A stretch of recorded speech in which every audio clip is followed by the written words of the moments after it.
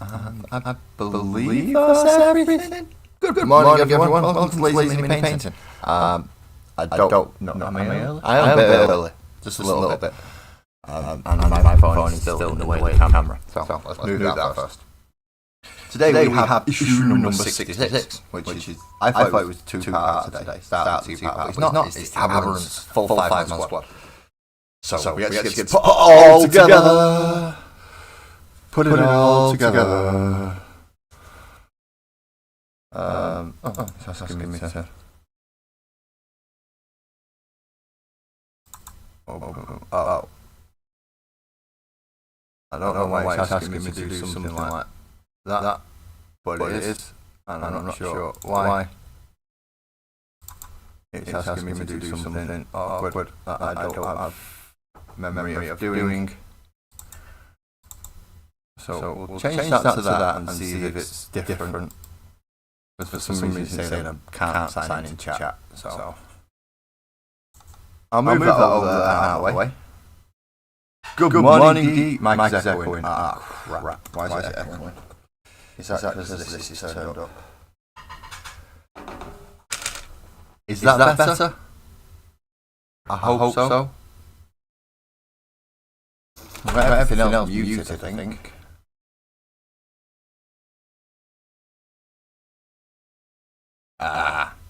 Nope, it's that one. I've found it. It's a weird one, but I found it. It was another... Yeah, I don't even know where that one is on that. Hopefully that should have sorted it. It had a desktop audio and an audio output capture that were both running, as well as my mic.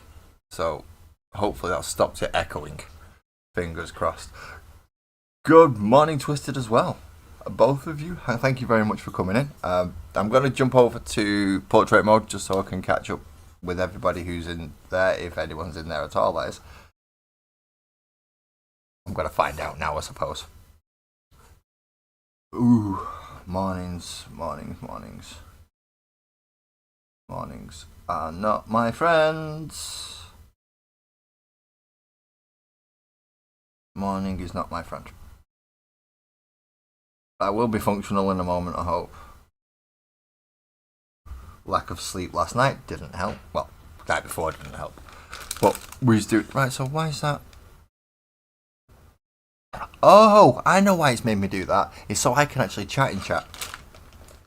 Yeah, that makes sense. Normally I can't chat in chat from within Streamlabs, but for some reason it's given me this other thing that says I can now. But it opens up an extra thing outside of Streamlabs. It is weird. So, noisy bit just for a moment, and then I'll start asking the things I was going to ask. Right, move that out the way. How is everyone today? Hope you're all having a good day. Dee's probably on, I'm guessing you're on a push to 550 before the end of the year. Twisted, you seem to think I was up at 4 o'clock this morning. I was not. I was away with the fairies, well and truly gone. So that was fun. I think it was my cat might have knocked something. I don't know. Possibly, or one of the kids come down and knocked something, made me look like I was online. Didn't work though. I definitely was not online. So let's see how we start for today. Today we have Combat Patrol issue 66, and it's going to tell us about the Aberrants, which are these chappies here, which just have huge bank sticks. The Insidious Infiltrators and Artillery. I don't know. Does that mean we're not going to get a mission? No, we get a mission. We do get a mission. Good. Right. Oh, coffee. Coffee does sound good. I mean, you did hit your target. You did say 500, didn't you, D? So 500 for this year, and you've hit it with 20 days to spare. Plus over 20 days to spare. So you've hit your target well and truly. So that means next year you're gonna have to push your target. Is it 600 for next year? 600. Think you can do it? I can't. I'm not even gonna bother pretending. I know I can't do it.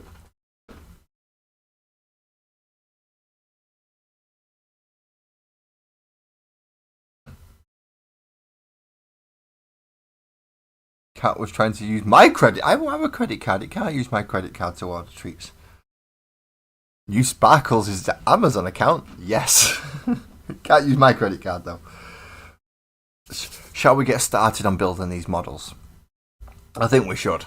It's kind of the reason why I'm here today, isn't it? So, for an aberrant that he's going to make us build, it does give us options for this one. And this is the aberrant hypermorph.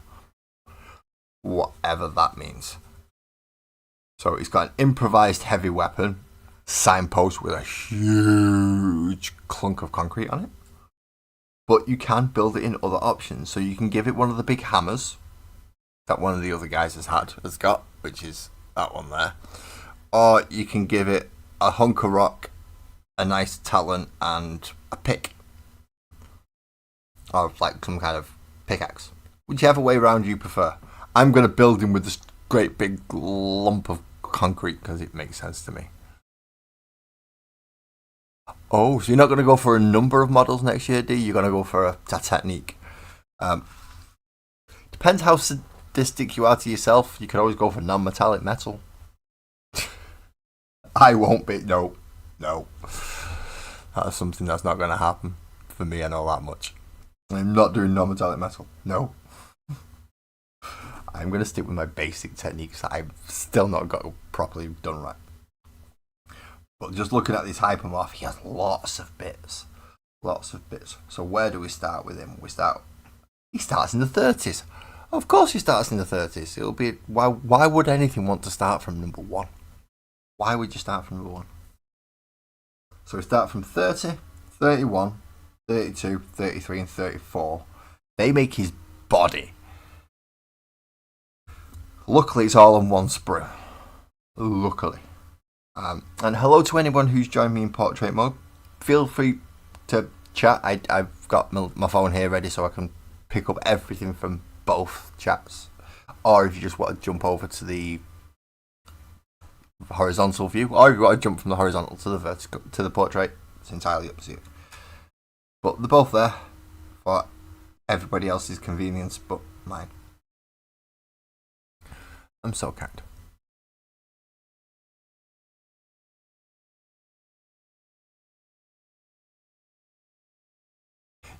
Clearing your grey stockpile is a good idea, D. I'm looking for ways to reduce my grey by not having it in the house for some of it, especially the stuff that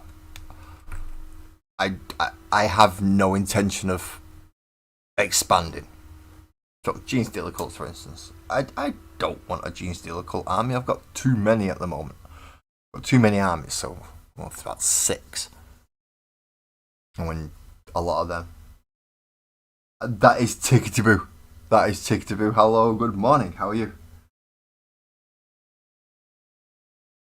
Non-metallic metal is where instead of using a metallic paint, you use your standard like greys and whites and blacks, and you paint it from a very specific angle to look like metal. It looks like the shine. But it's not metal. As soon as you turn it out of that angle, you can see the paint lines and you can see where it's done. And it doesn't look like metal anymore. As soon as you put it right in that one angle where it's been painted from, it genuinely looks like it's shining metal, and it looks a lot better than a metallic paint. But only from the angle. The best example I can give, and I'm sorry Twisted, I'm using you as an example for this. In my Discord, which I'm going to see if I can bring up somewhere. Can I bring my Discord up? Well, I'm quitting that straight away because for some reason my computer's reset and it's opened a load of crap that I don't want it to be running in the background. When did that happen? Yeah, get rid of all that. Right, now we'll Discard up. Go to my own personal working progress section. No, finish models. Anyone want finish models? Want finish models?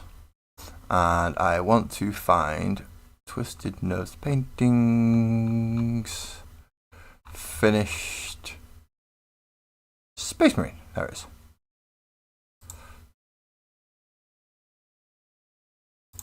Okay. Now for the fun thing of adding new scenes. Window cap. Is it a window capture? I think it's window capture. Let's just add source for now. Select window is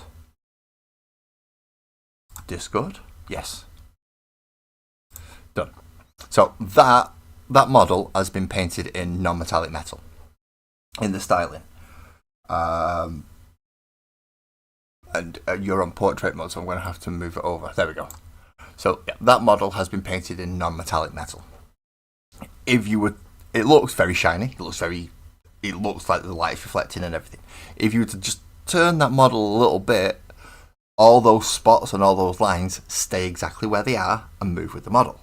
So from that angle, it looks absolutely amazing. It still looks good when you turn it, it's just that the reflections don't work from every angle. It's a very hard technique to do. Very hard technique to do because it is all blending and layering, and you've got to get that nice smooth transition from one set to another, which is why I struggle with it. I can't do that. But that is non-metallic metal. Where's the other one? There are more.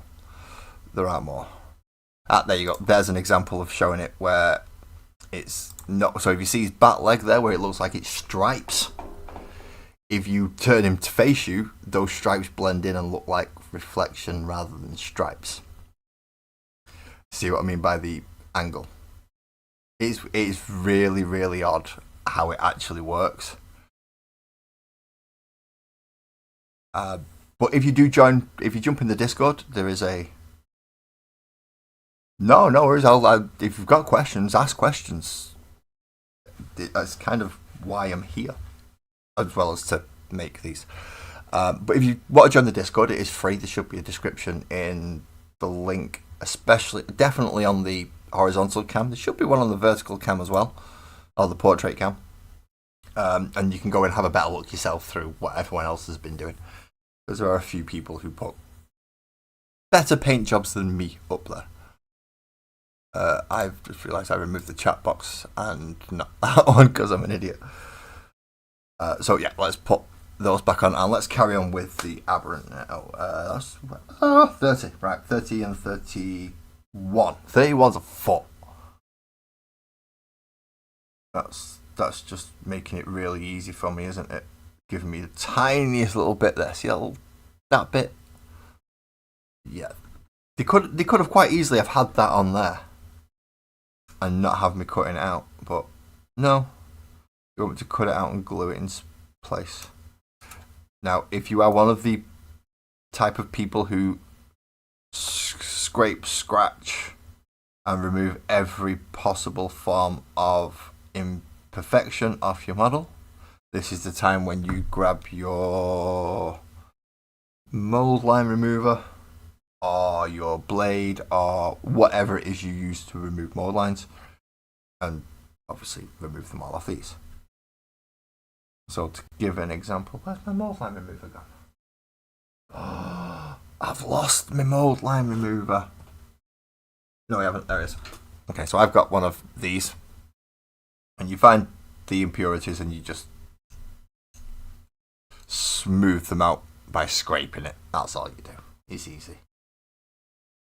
You're working on getting better at that, but in fairness, Twisted, you're good at it. It's the technique itself. It's a fundamental flaw in it. It only works from one direction, and that's not criticizing you. That's the technique itself. Non-metallic metal only ever works like that. So it's weird. I don't like it. I want my shinies to be shiny from everywhere, not just from the place at the front. But that's my personal opinion on how I want my models. And that's because I'm not good enough to paint non-metallic metal. If it was good enough, I'd be doing it myself. But I'm not. So I can't. So I use normal metallic paints. Yes, that was a big whiff of black smoke, and that is because I've had to open up the valvey nozzle thing on this. So I can pop a little bit of glue in there. And then using the peg that it comes with, hopefully it's gonna... Nope, because I've just realised I've not cleaned the burr off that. There's a tiny little burr on that. Tiny little one, where the clipping point was. So you have to clear that off, otherwise it won't slot on. Unless, unlike me, you've been able to get it completely flush with your snips. If you have, then bloody excellent, because that's better than what I've done. And I'm going to have to just clear off that bit of burr so I can fit the foot on. Because there is a peg and it will go in, or it should go in rather flush.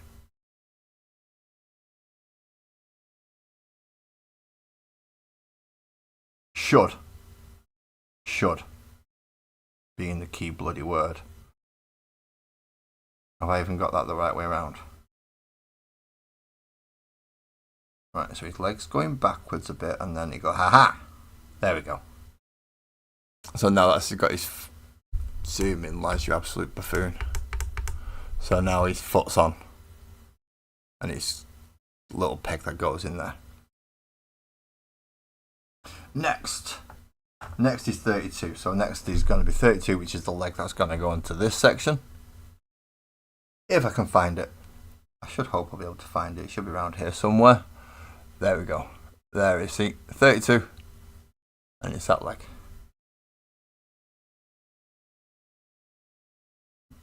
Now, again, depending on how you prefer to do this, you can either try and snip close to the model straight away, or you can remove an extra little bit of plastic so you can go back in and clean it up yourself afterwards a little bit neater.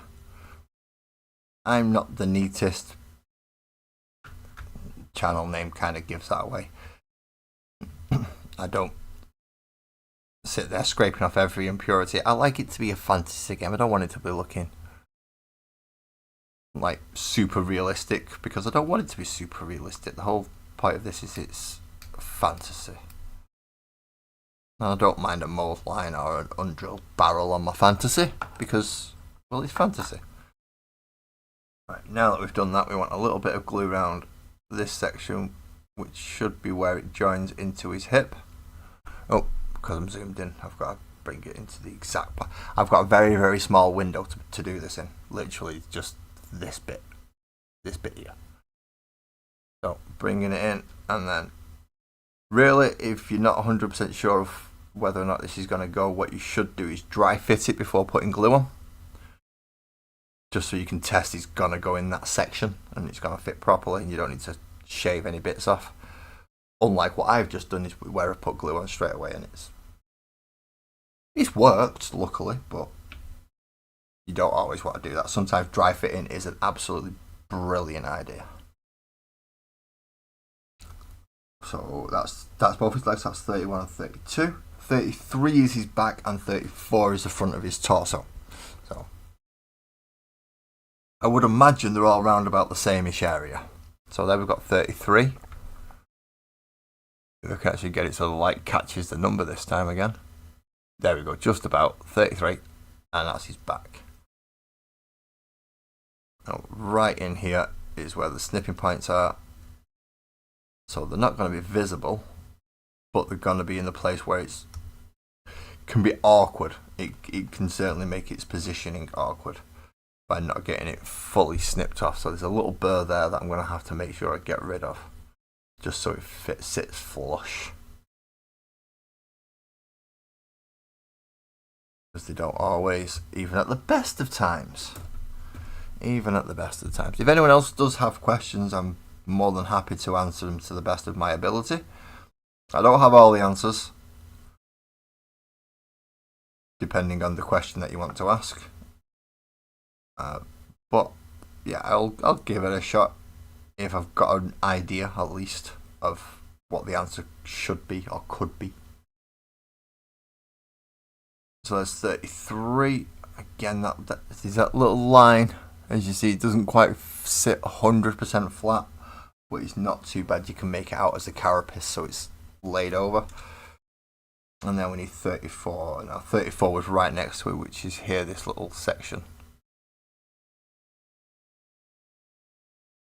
Yes, I'm going to go through this with all 5 models. So this is going to take me a while. 34 goes in that way around. So you've got the chest. I'll show you the dry fit method this time. So this is supposed to go in there like so. So it fills in this nice big hole and then gives him his, what is essentially his chest. If I can get it to go back in, there you go. So it'll go in like that once I've glued it.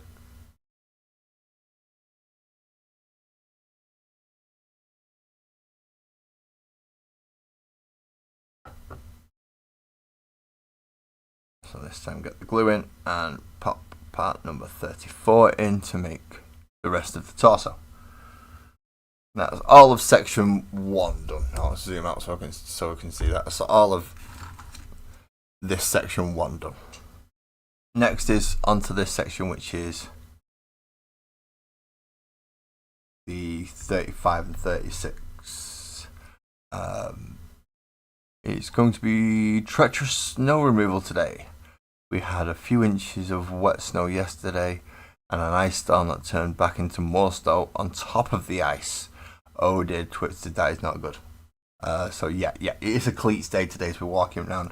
If you've got chains for your tyres, get them on as well. What is next? So next he has a chain. A chain? Really? There's going to be a very... Oh, you are joking me. Right, I'm going to have to zoom in just to be able to see this properly. That's right, see how far I've had to zoom in? Right, that chain there. That chain there, that's smaller than a head, has to be cut out and glued onto him. As well as, so that's 35 for the chain and 36 for the taily bit there. So chain, tail, chain, tail. Those are the next 2 bits. I'm not looking forward to having to glue this chain on because it looks like it's going to be awkward because it's small.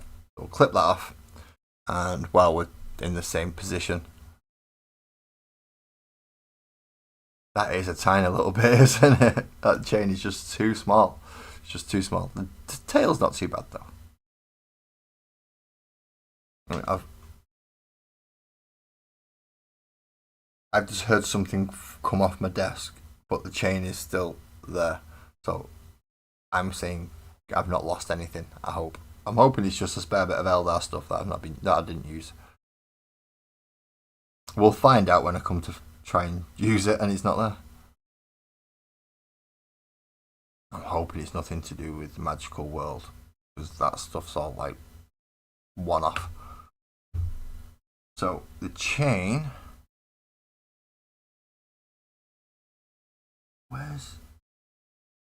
he's not making it overly obvious where this chain goes.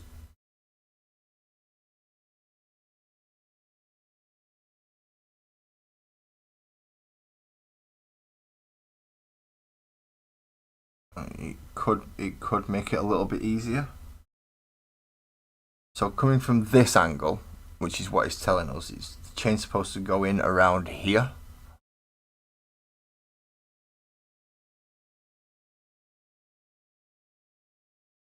But it's supposed to go in behind where the head goes. So I'm guessing it's that little section there, because it's the only one that looks like it could go there.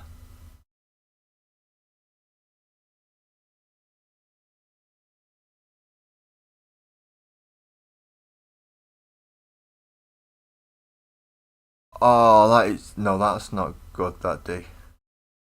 And it's even worse because you know it's not your fault. You've done everything you're supposed to have done. You've packaged it well, you've sent it off, you've shipped, you've painted it up to a high standard. and a delivery driver. A delivery driver has screwed that up. And that's just because they can't be asked doing the jobs in some instances. You really can't be asked. You just want to chuck it in and move on. We have the same issue. We have that issue with Amazon a lot. Where they just leave the package, take a photo, then knock on the door and walk off. Which is really annoying because I've got a glass door at the side that they deliver it at, so I get to see them do it, and they don't realise until I come out complaining. And then they're all apologetic. Well, next time, knock on the door, give me a chance to answer, and then you can put it down. So I'm lucky because when I sent the Leagues of Votan off to the Eclectic Bird, they weren't painted. But when they got to him, it was like, no, this arm's missing, this arm's come off, that blade's come off. I'm so glad it weren't painted that it should be easier for him to repair. Had he have painted it in the first place, oh no, that would have been a disaster. Right, so now we're supposed to glue him onto a base. And it's going to be the same with these Gene Stealer cults. If I can, as I've said, providing I can get every issue, because next week is a start of the double issue, so it's a possibility they may not work properly. So providing I can get every issue, I'm probably willing to give these Gene Stealer Cult Combat Patrol away. But I will need all your help for that, to get somewhere up to the point where I can at least cover a partial cost of it. But we'll see. We'll see what happens in the future. We've not finished getting the Gene Stealer Cults yet, so we'll find out what happens on there.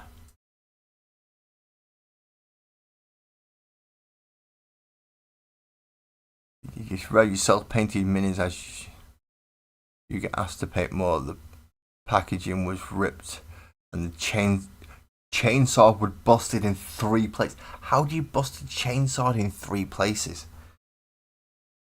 I mean, even some of the resin stuff that I've had delivered, and because resin is much more fragile than plastic, even they've only broken like the most tiny, like the really, really thin places, the places where you're expecting it to break. So how's it managed to break 3 times across a chainsaw? That's a bad. I wouldn't use that delivery service anymore if I was you. Just no. Nope. They seriously naff that up so they can sort it out. Okay, so we have the chain, we have the tail. Now we get to move on to, if I zoom out and move the light a little bit, so hopefully I can.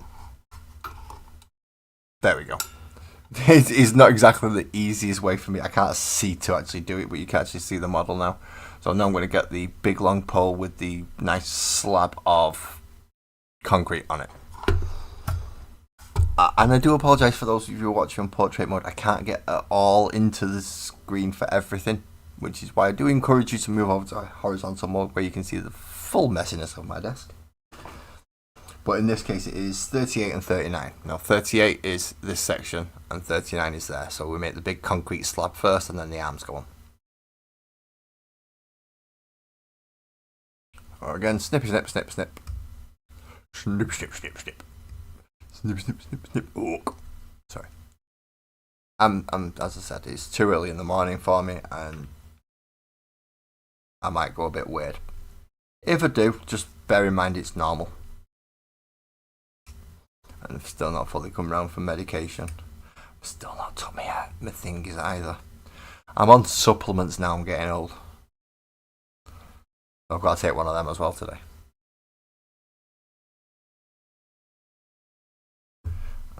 What's going on my phone right now?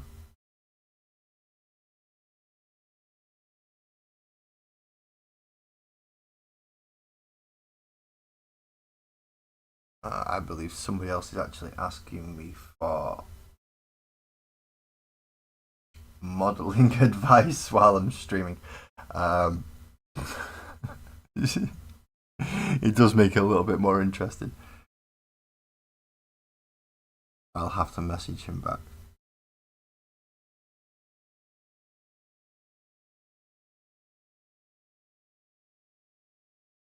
In fact, what I'm going to do is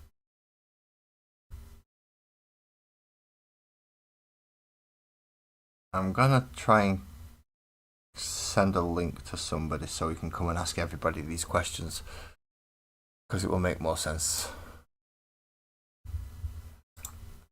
Let's hope this doesn't mess up with everything I'm trying to do. My channel. Yes, go to my channel. Make that screen bigger so I can find out which one's the actual portrait mode. And share that. Copy that. Go check out Zuckerberg's, or Meta's, whatever you want to call it. And I'm looking for chats. Chats? Where are you? Aha!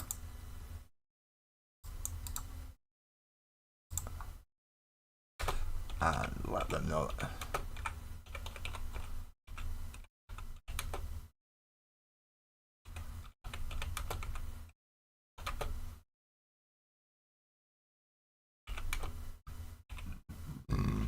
Pardon me.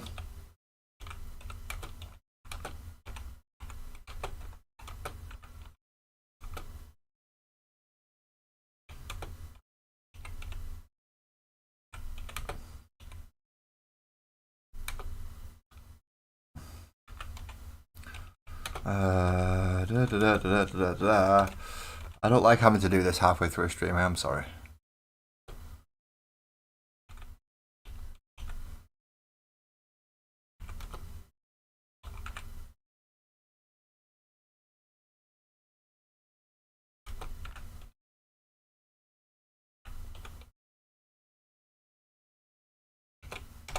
Right. Hopefully that resolves that issue, and we may be getting somebody coming in to ask us lots and lots and lots of questions about how to sort glue out.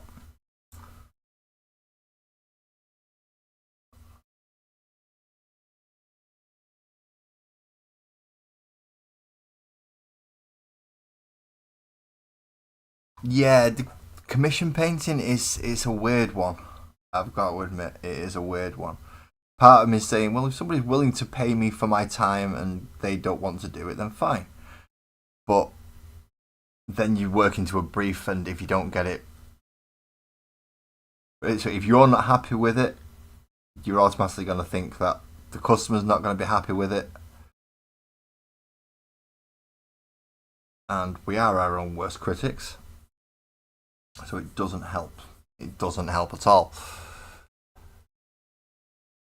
I mean, I'll paint for friends, and I'll do bits for people. It's like, yeah, could you do that for me? Can you paint this for me? Can you paint this entire army? In the case of Calm with his Necrons, and he's still got to bring his tower round to me as well. But can you paint this entire army? Yeah, of course. But I don't charge for it because I don't think I'm good enough.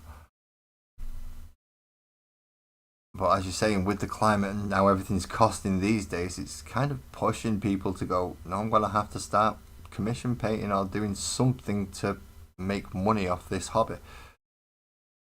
Because just a general job isn't enough to support anymore.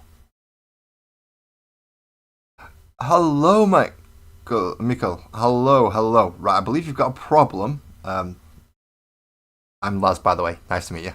I believe you've got a problem with glue. Within your Tau suits. So you're getting a lot of... What is it you actually... So you've got your Tau suits, and there are gaps that come in between them, and you can get glue stuck in it. Depending what glue you're using, you might want a solvent to remove the glue, or if it is plastic glue, yeah, you kind of looking at knife only. because it makes a bond between them. If you're looking to fill in gaps, you're probably better off with things like green stuff or milliput to fill in the gaps rather than trying to do it with glue. If glue's already filled the gap, I'm not sure. I am not sure. So, anybody in chat has, well, most of you have more experience than I have removing glue, particularly you, because you do a lot more models. We have an issue of glue needed to be removed from panels. And how do we do it? How do we do it? That's the question of the morning. How do we sort out glue when it's gone wrong? And there's the first aberrant done, by the way. That was parts 38 and 39 for this bit, and part 40 for the head. Although it does look a bit, hey guys, but I would expect that. So we need to know how to remove glue from inside of models.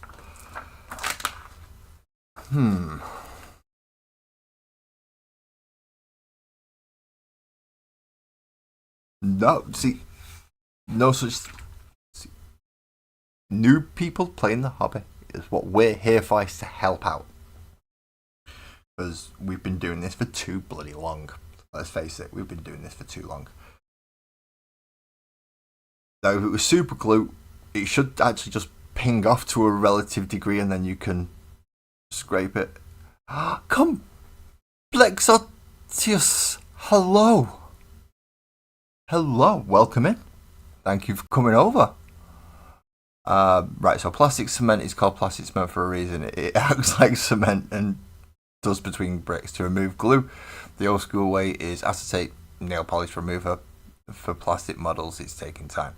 Metal models, yeah, they're nice and easy. They just break apart just by looking at them wrong. Most things with acetones and paint strippers, you've got to be really careful because they will melt the plastic, as Complex has said. So you've got to be quite careful with them. So removing glue off certain models, like, get off there.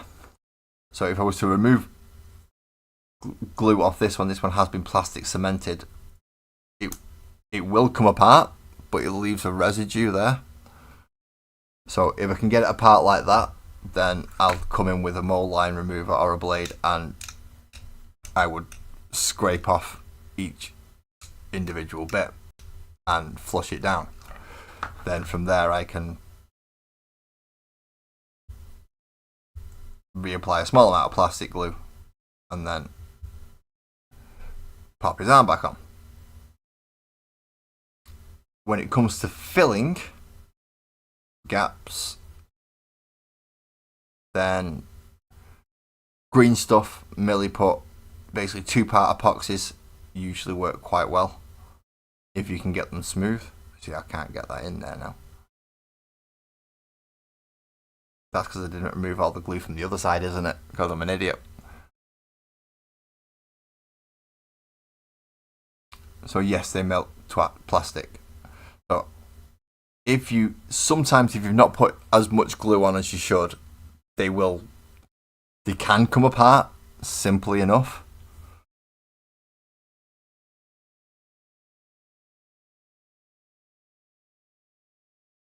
Yeah, caution is always prudent on using. You use little bits of glue. You try don't use loads because it will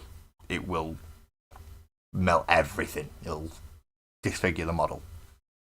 But if you only use enough, it should be able to just pry apart if you're careful enough.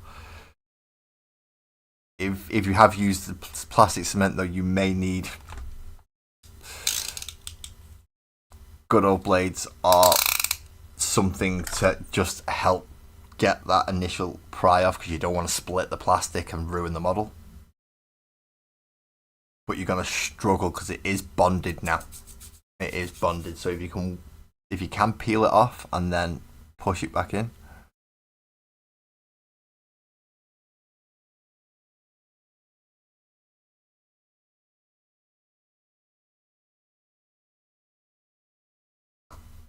as I said, my chat's awesome. They help me and they help everybody else. So I hope some of this is actually helping for you, Nicole. So, which is why I sent you the link. They all know more about this stuff than I do. As Dee's pointed out, he's even contemplating being a commission painter. Because he's good enough. Complexus knows so much about even setting times for glue, and you've got Twisted if you want to learn about non-metals and painting techniques. It's good. So, yeah, superglues, acetones, blades to remove the bonding, or to get through the bonding if you use plastic cement. And then it's, yeah, the Tamiya glue instead of like this plastic glue with a nozzle applicator. If you get the pot with the brush, it's smoother to put on. Right, next model, Aberrant number 2 is parts 1 and 2. Oh, so now we start with part 1 and 2. God, I wish to put this in order. So parts 1 and parts 2. Again, if you wish to remove all mold lines, get your mold line remover and scrapey, and make all the bits that you need flush.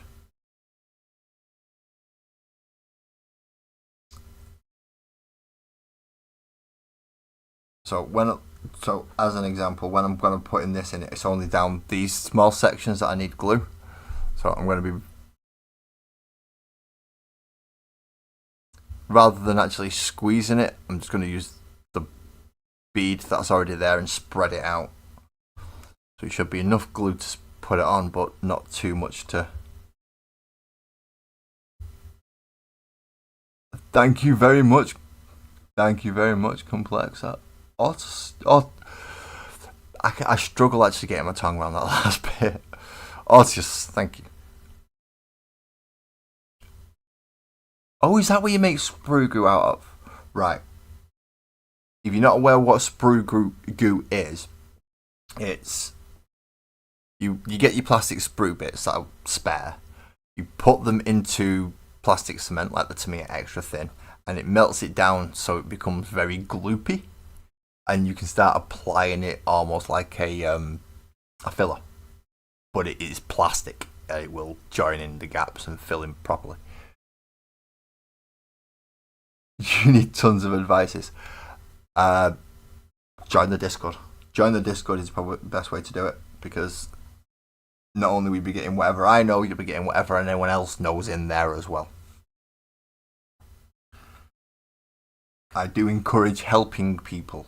We should all help each other in this hobby because it's annoying as hell. It already costs us all a fortune. We don't want to have to go spending more fortune just because we didn't get to ask the right question to the right people.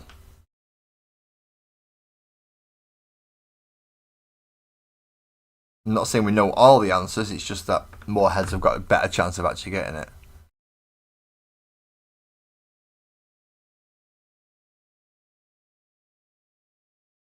What's that? Mate, if I bring you Tower Retaliation cadre, will you make full casts of you? I don't make casts of them. I mean, if you bring your models and ask me to put them together for you, then yeah, I'm willing to help. But I can't do casts and recasts, mainly because I don't know how to at the moment. And I'm certainly not going to say I will on the internet. I ain't that stupid. I may be dumb, but I ain't stupid.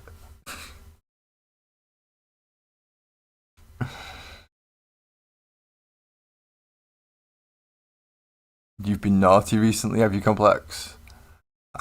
You've got some models, use a bit of blue tack as filler. Got put glue over it, made it solid, fills gaps. It's apparently a no. Well, if it works, it works. I mean, you've been doing what, 30 years? Did you say there? Yeah, you've tried a few different methods, and you learn stuff. You learn stuff that nobody else actually teaches you, which is a good thing. Oh, it's given us options. It's given us options. Do I want him doing the sand person with a big pole thing over his head, or do I want him to have 3 hands and smacking people with a rock? No, I want a hammer. I like hammers.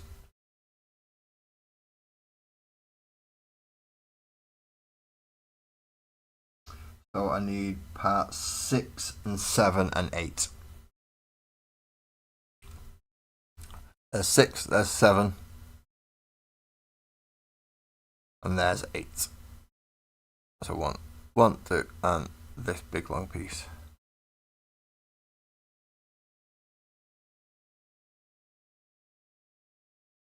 Well, no, nothing is free, of course, but technically, well, you say nothing is free, of course.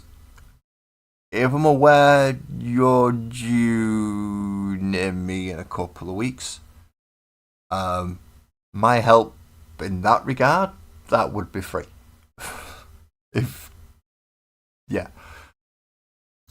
You're in the very, very, very lucky situation of you can, to a degree, come and knock on my door and ask for help.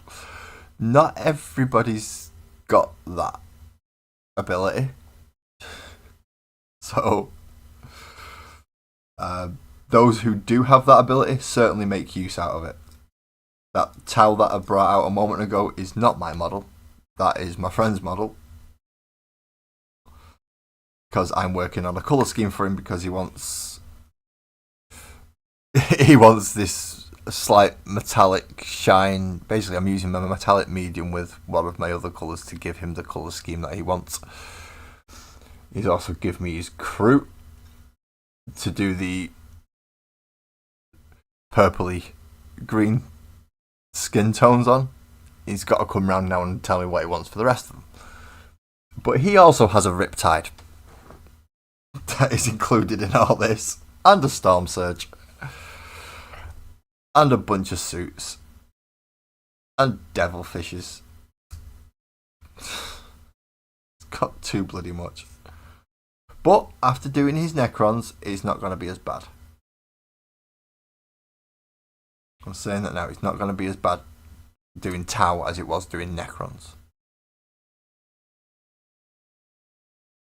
Wow. Road traded blister packs. I mean, mine was bad enough. I thought mine was bad enough with Death Company blister packs. But obviously at that point, Death Company are a thing. So we're not talking first edition. We're talking the edition where Blood Angels have their own faction, or specifically under the Angels of Death rules. Right, so this is supposed to go on the back of him?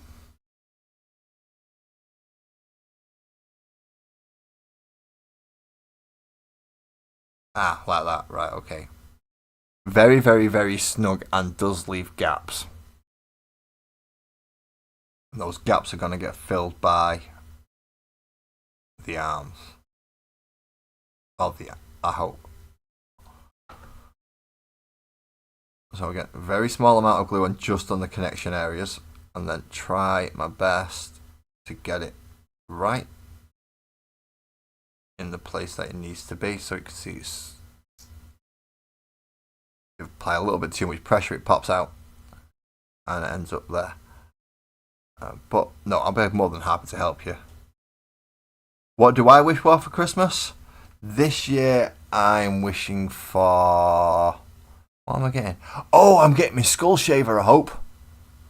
Because using hair clippers and then a razor blade is a pain in the ass because you've got to do it twice. So hopefully I'm getting one of them skull shavers, so we'll just go zzz, and it's done. That's what I'm hoping for. I'm not allowed any more plastic this year. I have too much. I have too much plastic. I'm not allowed any more plastic this year. Saying that, I will be getting some more because I know I have a box over there that'll have some kind of plastic in it. And this magazine's due out every week, so eventually I'm going to get some every week, so I can't really complain at that point. Let's glue his arms on. I don't know. I've had to give it to the missus and say I want one of those things, and she's picked one. The brand is called Skull Shave.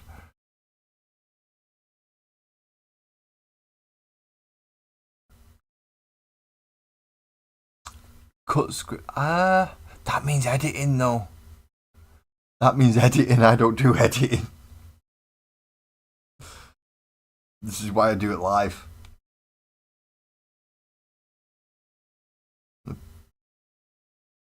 And it's only certain models that come at certain points that I can actually do. So in this case, I would never have done Gene Stealer cults had it not, of any sort, had they not come with this magazine. Have I got that open again? Where was it?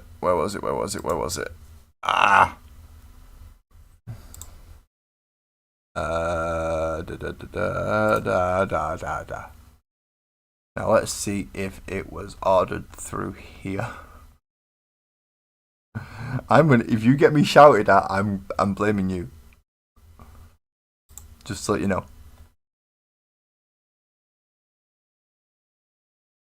And if it's not been ordered through Amazon, then I don't know where it's coming from. Right, it's not been ordered through Amazon. So I don't actually know which one it is I'm getting. Nope, no idea. I don't even know if I'm getting it now. I thought I was getting it. No idea anymore.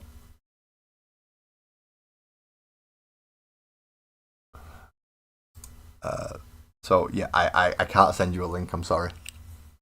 I can't send you the link for my head shavy thing that I'll be getting. Although I don't know which one it is. Because Sparkles has decided not to order it through Amazon, which means I can't find it. That's very clever of her, actually, when you come to think of it, isn't it? Like, well, you have access to that account, so no, I'm not going to order it through there. You can't have it.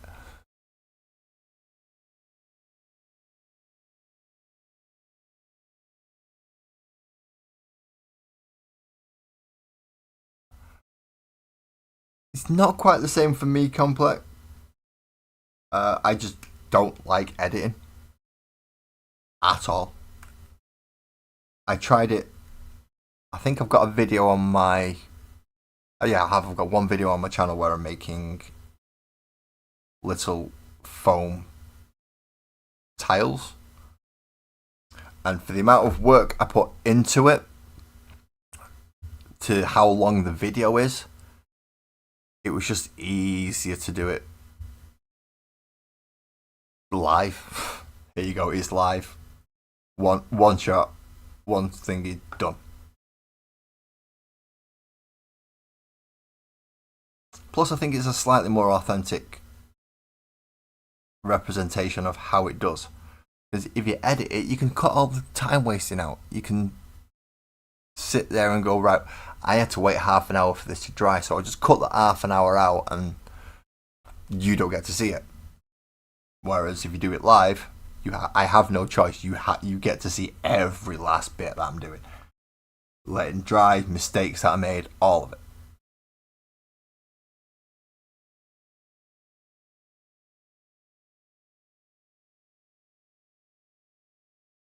No, I mean, I've got editing software. I've got what's it called? Can't remember what it's called now. What's my editing software called? I could do it through OBS, and I've also got a Premiere Pro. So it's not like I haven't got editing software and decent editing software to do it with. It's just time consuming, frustrating, and with the length of my videos, you're going to push it some more. Cheers, mate. I'm going to get this all over Christmas now, aren't I? It's going through 2-hour videos or 3-hour videos sometimes just to cut out 20 minutes worth of what is actually the content. It's a lot of work. Like this one, for instance, I've been sat here talking a lot. So it's to cut out just the bits where I go numbers 1, number 2, number 3, number 4, etc., etc., etc., and break it down to that little 15 minutes is probably all it'll take. Like half an hour, really. And then that's it, it's done then. But I spend 3 hours because I'm talking. And people are talking to me and asking questions. With experience, everything does get easier. But I want to work on my basic hobby and before I try and push myself into something that I'm not quite... Yeah, it needs to hold my attention. And editing does not hold my attention. Having a camera in my face, on the other hand, that helps me hold my attention. And I can still do it while talking and chatting and... You will, right. Once you've braced yourself to be able to go, I'm going to try removing that panel, you'll be able to make your figures look good. Even Cam's managed to do it, and with his Riptide and his Storm Surge. The only thing he's not managed to do with his Storm Surge is keep the gun attached. But we work through that whenever we've played. Mistakes are essential for growth, you are correct. But I'm making so many mistakes on just basic modelling that I don't want to make more mistakes on editing. Even the sound, the one video that I did do the sounds out by, I think it's 0.07 seconds. And if I try to sort it out to put it right during that section, it puts the video out. It's really weird. I don't understand what's gone on with it, but it has messed up. What was this? I forgot to say it right. This was 3 for the main body, 4 for his foot, and 5 for his chest plate. I forgot where I was up to doing what then. So next, we can either give him a hand and a pickaxe, or we can give him a big hammer. We already know what I'm going to do. I'm going to give him a great big whopping hammer. So I'm going to go for a hammer.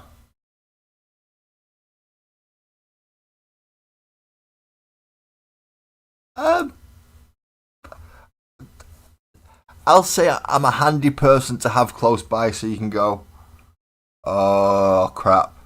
He's like, no, drive it first. I'm not a mentor, but I'm quite happy to be a friend that helps.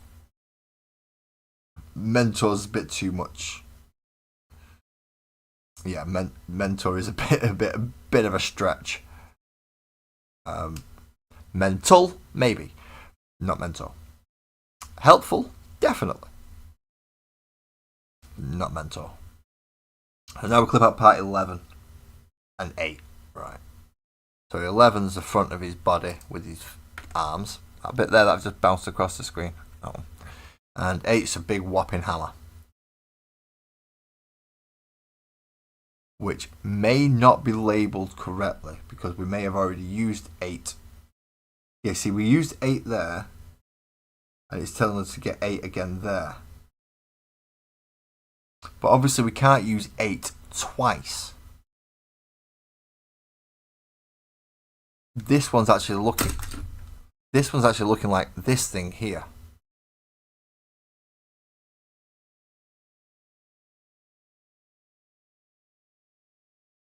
Which is number 37. Hachette, can you just please for once get the numbers right? So this will be 3. That'll make 4. So does that mean somebody has to have the pickaxe? Steve! How are you doing, my friend? Good. I hope you're home.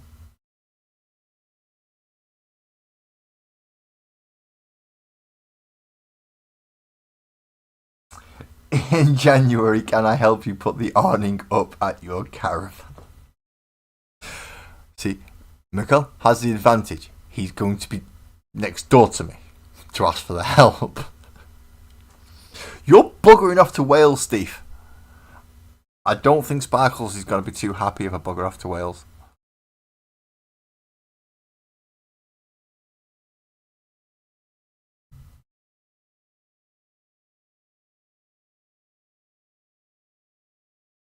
Do I have a moderator in horizontal?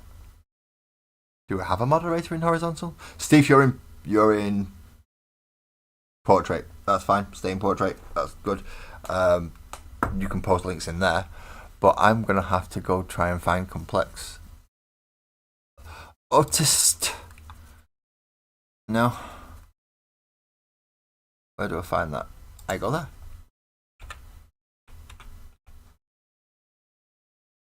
And it doesn't type. I click it to type, it doesn't type.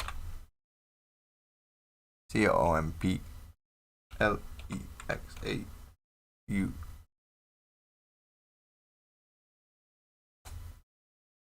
Why is it not showing me? Tist.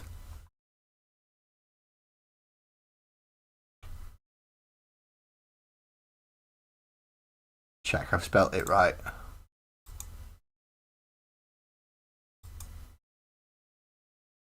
Yeah. You are in Almost Discord as well. You are. But I can't very well put a link to your channel on my stream if... Yeah. So I'm going to copy that. I'm going to do that. I'm going to put that in there. I'm going to paste that in there. So, and then I can do that. So if you want to go check out Complex Artist, then you can. As he said, he has a Discord of his own, as I do, but we both are on somebody else's Discord. Yeah, your chat isn't working. No worries, Steve. No worries, Steve. I've popped it up into the big one. It's the one that's easier to click links on anyway, so don't worry about it. You just chill, relax, pop your feet up, get your drink of whatever kind you're having at the moment, tea, coffee, juice, whatever it is, and you just chill, mate. You just chill. Unless you know of a simple way of removing plastic glued panels from a Riptide or a Storm Surge, apart from using a knife or just enough pressure to not break the damn thing and remove it apart.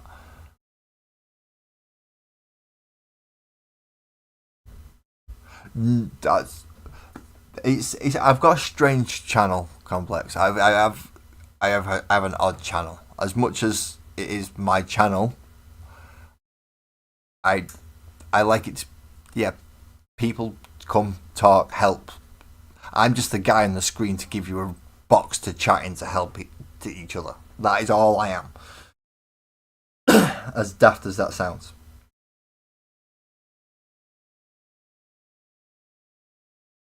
Now, did I cut out the other... The 30... No, where's the other hammer?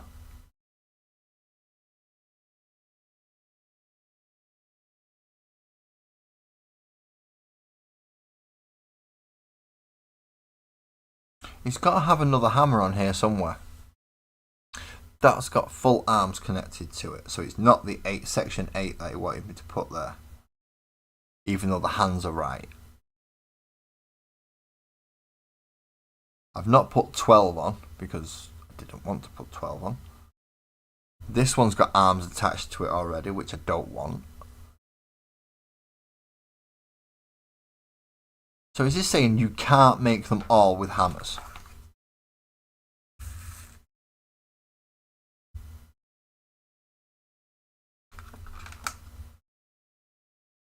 No, this is saying I should be able to make them all with hammers.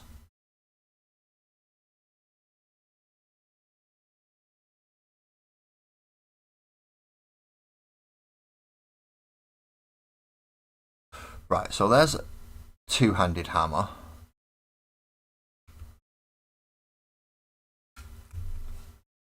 And hammer's missing. Unless...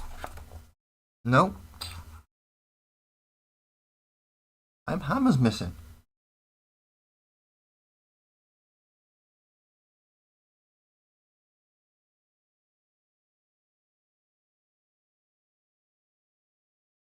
This isn't good.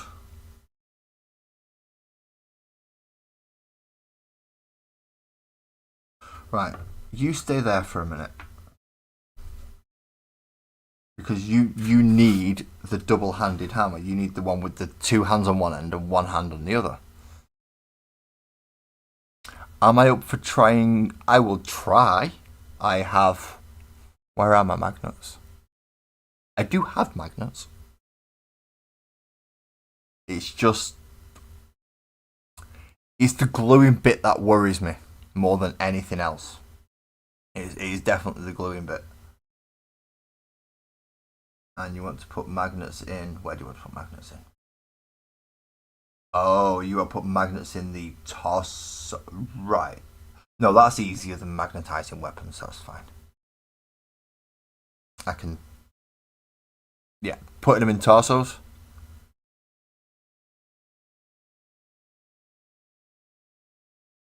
It's not a fun... See, this says I should have enough hammers. I'm going to turn it over again.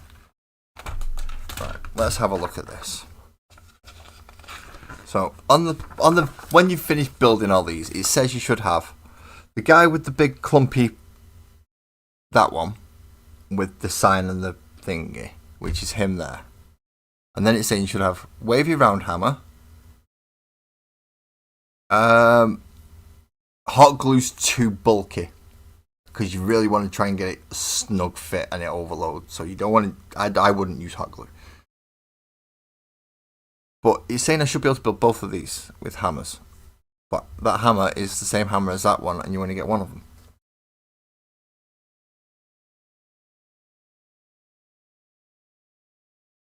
Unless I'm being a complete div, which, let's face it, that's possible.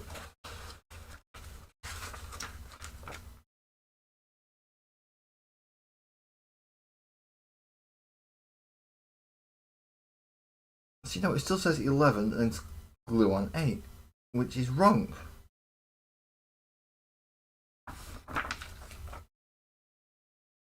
That's wrong. You don't glue 11 and 8 on, because 8's already been used for him. And the only hammer like that we've got... Oh no, because it is a spiky hammer that it's telling us to put on. And we don't have any more spiky hammers with double hands.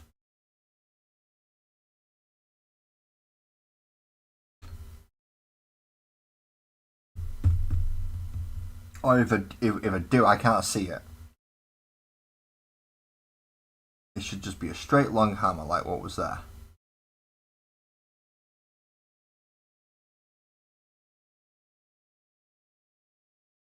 Now if I clip this one off, which is actually going to be...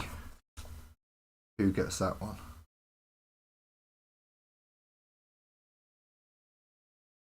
No, again, models 4 and 5 both say that they get that the 23 hammer. Which obviously I can't use the same part twice. What the friggin' Nora? Right.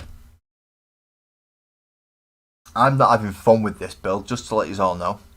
I'm not having fun with this build. Yeah, there's that one. But that's got arms attached to it. Whereas he's already got his arms. So unless I clip the wrists, which let's face it, it's not necessarily going to go that smoothly if I clip the wrists. And then it still doesn't solve the 23 problem, which I've only got one of.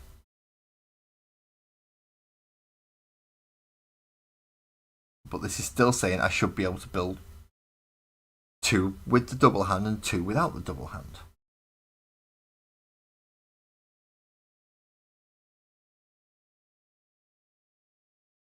Somebody fucked up, haven't they? Whether it be on the putting them together or what's actually on the sprue. So,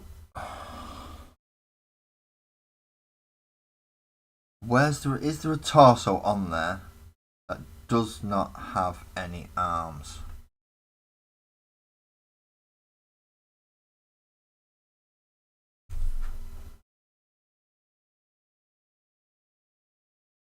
Not a complete torso. Right, I'm going to have to use process of elimination now and put the rest of them together up to the bodies and then try and figure it out from there. It's the only way I'm going to be able to do it. So let's move on to number 4.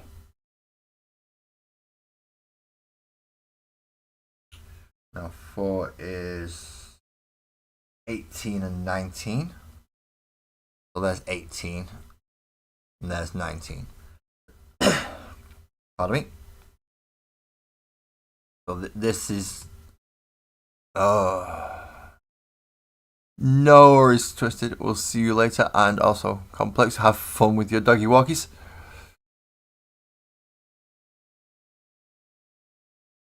So these are just completely messed up from the beginning with the instructions. So if you've got this magazine and you're trying to make all of them with hammers, just to let you know now, you can't. You cannot make them ours. You cannot do them all.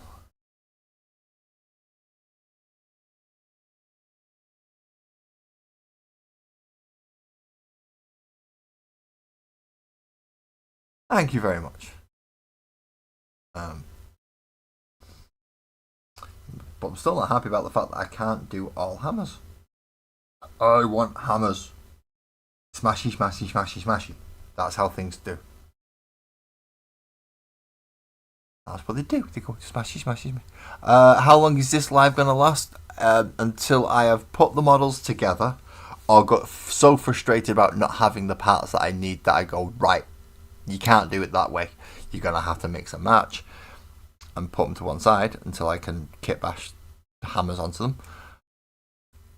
And then I've got to do all the reading. I depending how long this all lasts, I might do the reading tonight as I did last week. But yeah, I've got the reading to do as well yet. So I have a fair bit of streaming to do. Probably won't get off this until gone 12 now. For good or bad.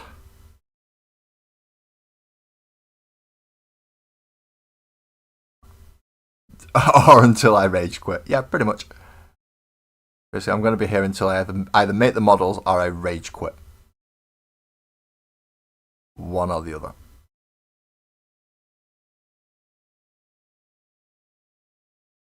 And going off this model, I think rage quitting might be the first option. And that's supposed to go in there. How on earth is that? Why is that not fitting in where I want it to go? There we go. That took some convincing to get in there. And then it's 22. Right, this one takes 23. Right. We'll find 22 first, which is that bit. That bit there. So yeah, so I should be going for probably about another 2 hours. I should imagine this is gonna last. I'll probably take a break at some point just because I smoke and I need a nicotine influx. And I've just dropped part 22 down under my desk. Let's get the light and let's go looking in the pit of no return, shall we?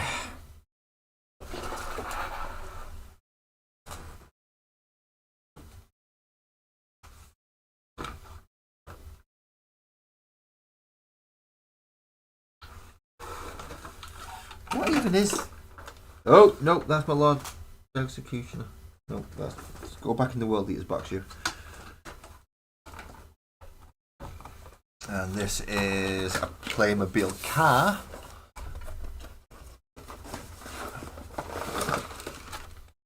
Which Mini Laz has tried to paint up a bit. But I think I heard the model piece drop in here. I think. I have too many boxes under here to actually notice for definite. There is a painting handle.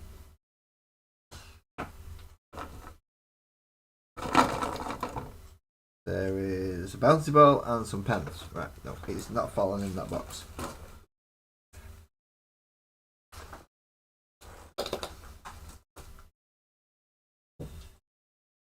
So that means it's got to be down here somewhere. Those are the refills for a mechanical pencil. Those are a snapped off blade that shouldn't have snapped off. And now I've lost a bit. And it's an important bit, it's the front of his bloody torso. So it's not like it's a bit that can be chopped off and replaced and changed for something else. Has it fallen in this box?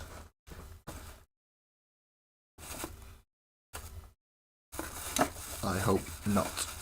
No, doesn't seem to have. That is all the World Eater stuff. Yeah, cigarette pause. I even have a special screen for it thanks to Twisted.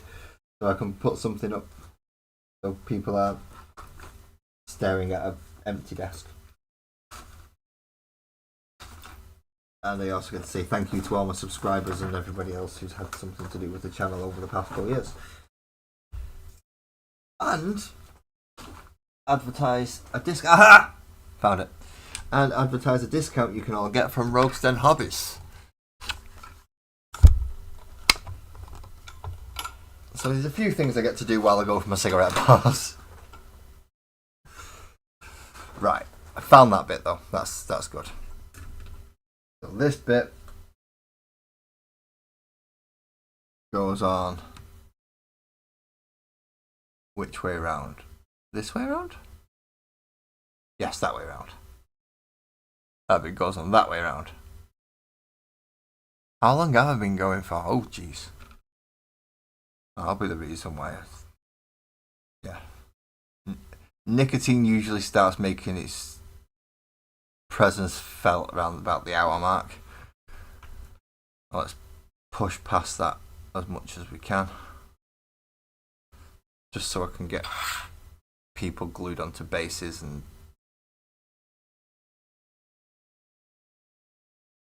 then I can come back and get angry about the fact that they don't give me enough bloody pieces to make all the fucking models that I want to make. So then I have to go looking through other bits of sprue.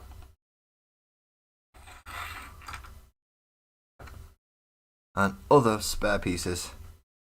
And I do have spare pieces for various different models. If I can get one that looks at least a little bit like it should be there, I'll be alright. Right, so this one and the next one both say they take 23. It's 5.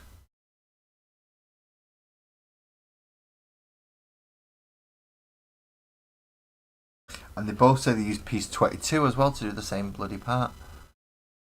And you could, so how, if they're gonna give us options to put things on there, at least give us at least give us those choices, at least give us those parts so we can make that thing. Morning Beaky, how you doing, mate? I'm not having a good day today. This is just doing my head in. Hachette Part Works are crap at their job. They have one thing that they had to do, which was just copy the instructions and get things right. Could they do that? No. I'm blaming it on the fact that I've just found out they're French. That's what I'm blaming on.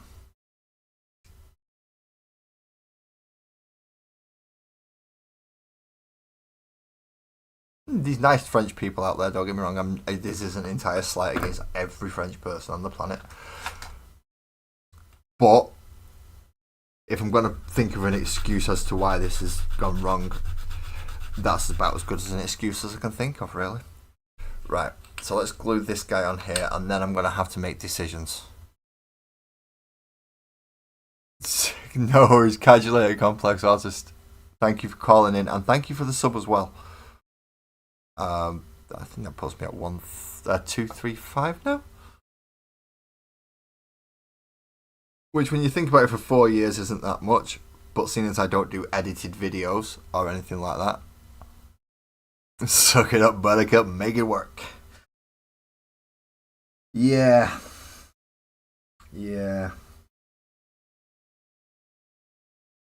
And he's supposed to have something else to me before I glue him on. Yes, he was. He's supposed to have a foot on his back, which is part 21. Why have I got a feeling part 21's not even going to friggin' be here at the moment? No, there it is. I missed his foot. He has 2 feet, not just one.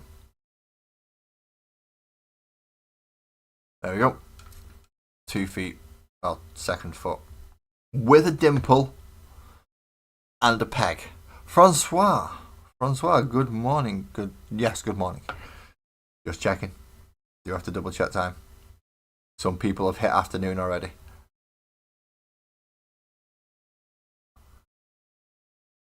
Whereas I am still sat in the morning.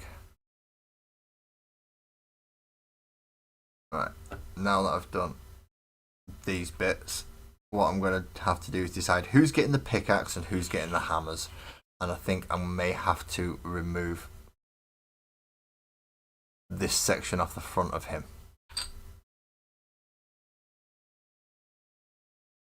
Just because it isn't right. I don't have the pieces for that anymore. So as I was saying, just a little bit, enough pressure to pop it off, but I don't want to actually snap the plastic. So if I can break it at the seam there, perfect. And I can glue him back on. So now we know we have 3, 4, and 5 that are not gonna go how I want them to. Figured that out.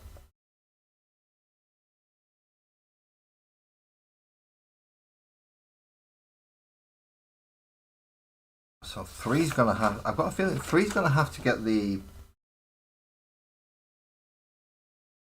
Yeah, 3's gonna have to have a pickaxe and a claw, which is parts 12 and 13. So that's him. He's gonna have to have parts 12 and 13. Oh dear God. How's you, Francois? I hope you're having a good day today, mate. I hope you're doing alright. I hope your model making is going easier than mine. So we'll clip off 12 first.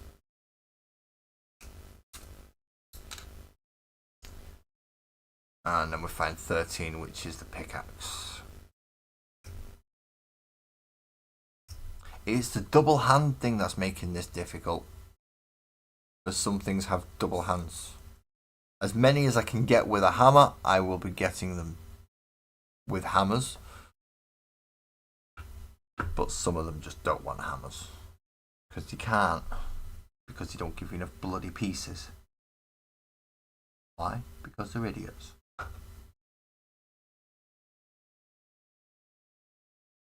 I like hammers. Hammers are good. Hammers bludgeon things till they don't move. That's why I like hammers. I've just got to go for little spiky hammers rather than big spiky hammers this time.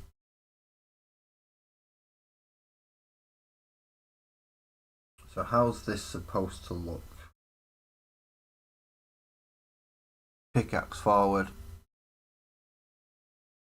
And that goes on his elbow there. With that bit of excess glue. See? Little hammer.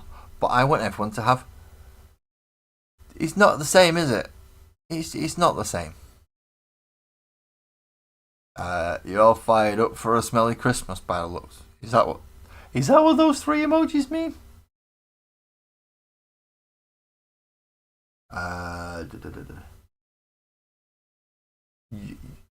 So, guess what, lads? I found the video of the Arc Disco featuring Fatboy Fast.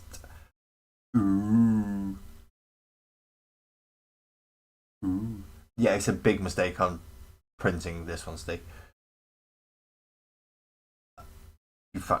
Send us that link. I will archaeoify it, so I can do my version of an Arc voice over it. Which I'm not saying it's better than theirs. I'm just saying I enjoy doing it. Right, so he's got his pickaxe now, so he can stop his whinging, and he needs a head. He just needs a head. This one I'll do right up here in the corner just because it's out of the way, and it is one of the numbered ones at the list.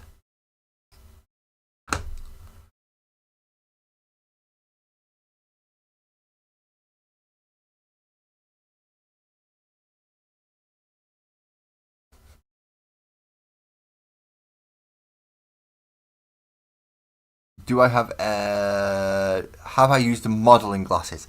I do use. Right, by that you mean the headband with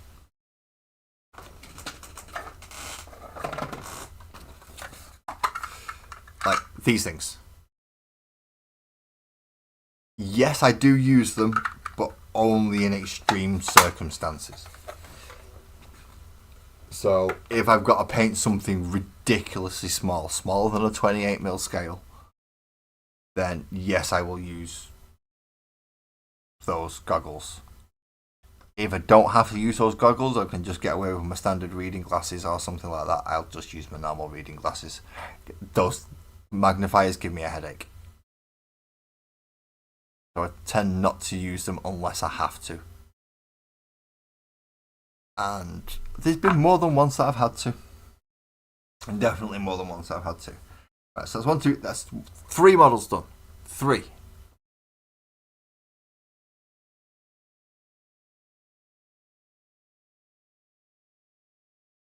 So now we need to move on to 4.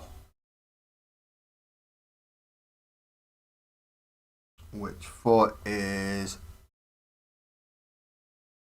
Yes, 4 is this chap.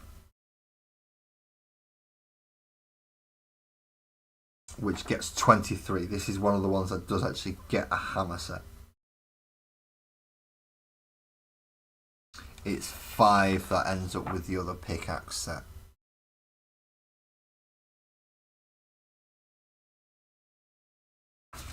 I believe. Yeah. This guy gets 23, so he gets the big hammer that I want. And then the 5th one is the other one that gets the pickaxe. Whew. They could have made that a hell of a lot simpler, couldn't they, just by giving me the options that they said that I can do. Because every single one gives you a blue option and a green option. To either make it pickaxe or big hammer. What it doesn't say is once you've made this choice, that's it. You can't put it on the other ones. Just a little bit of clarity is all they need. Just a little bit of clarity.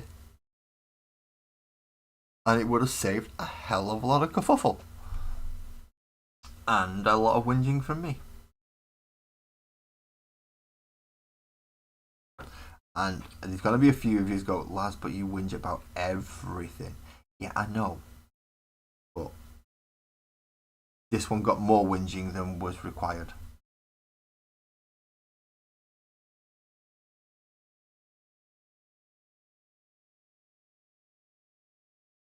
And it's going to get even more because it's not going on. Because the difficult one to join up is the little one. And it's twisting and falling and just not quite sitting right. So we'll have to... Even the bloody base was bending off then. So holding it in place...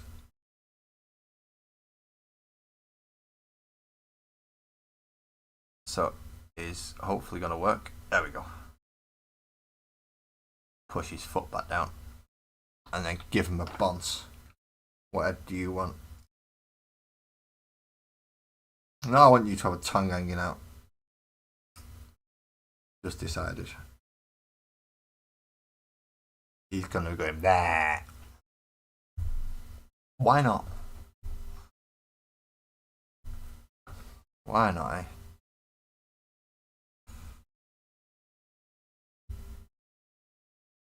Get his head in there.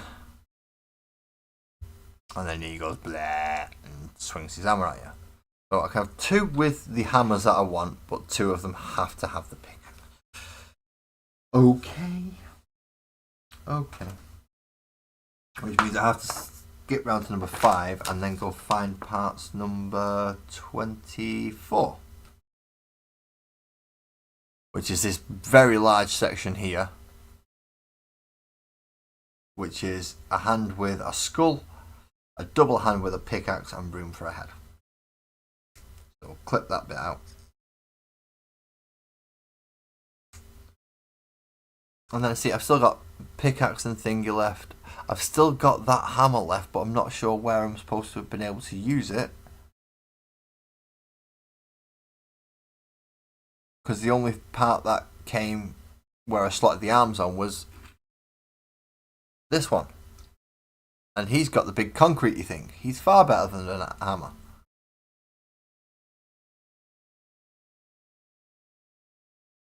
That's just confusing. These newfangled armies need better planning on the sprues. They do. And I'm not playing music today on this stream because, well, Monday's streams already had a copyright strike against it. Because I was playing copyrighted music. But the majority of the stream. So no copyrighted music today, I'm afraid. None. Because if I keep that up, they will eventually just kick the channel. And we don't want that now, do we? We don't want that. Lastly, his head. He's going to get a spike on his head. Because he's got one. The head that I've just clipped out has got a spike on it. Do you have a groove? You do not have a groove. So we're going to cut off the little nub bit. That would make him the leader head, which would have gone on him. No, him, sorry. But if we just remove that little pin thing, then we should be able to glue it on with a nice flat piece there. And that should be all 5 done. Not the way I wanted to have done them. But I suppose as close as I'm ever going to get with a nice pickaxe in his hand. So that's the 5 aberrants.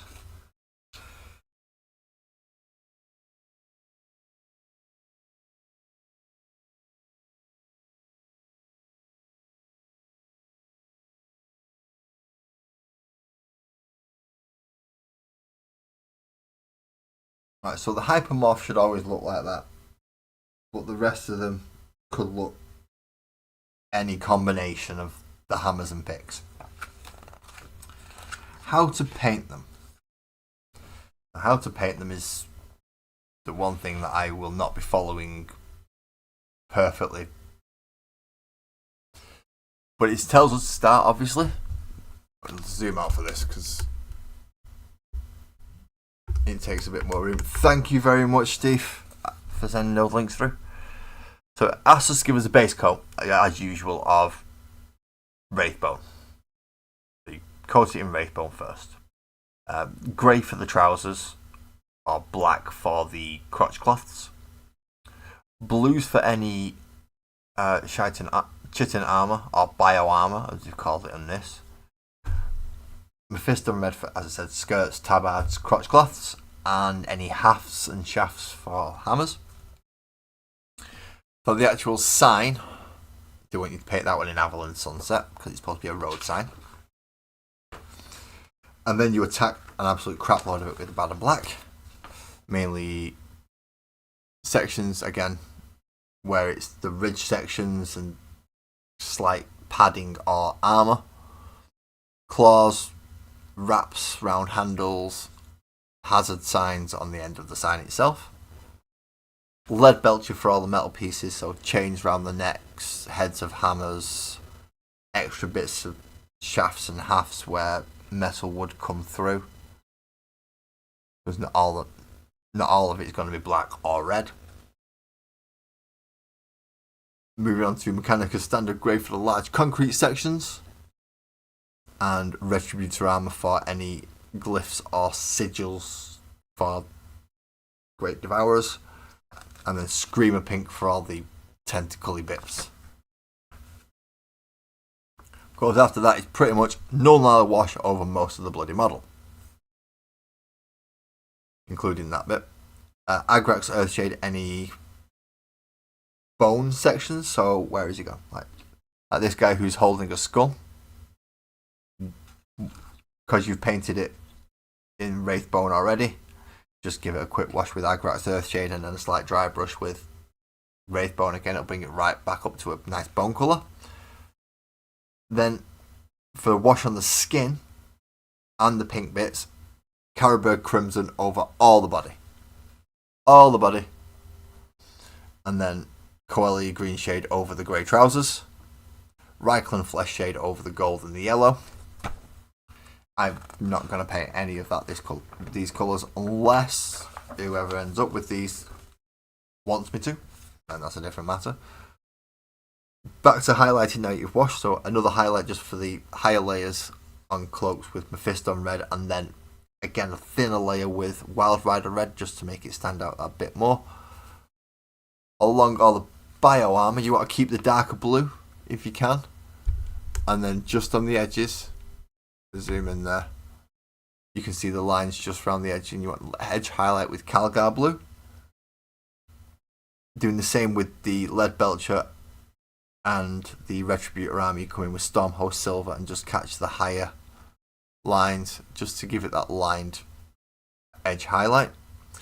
Mechanica standard grey, and then if you want to go up even further, Administratum grey over any of the grey pieces and the black pieces. Or like the signs where you've painted it black and just go around the edges.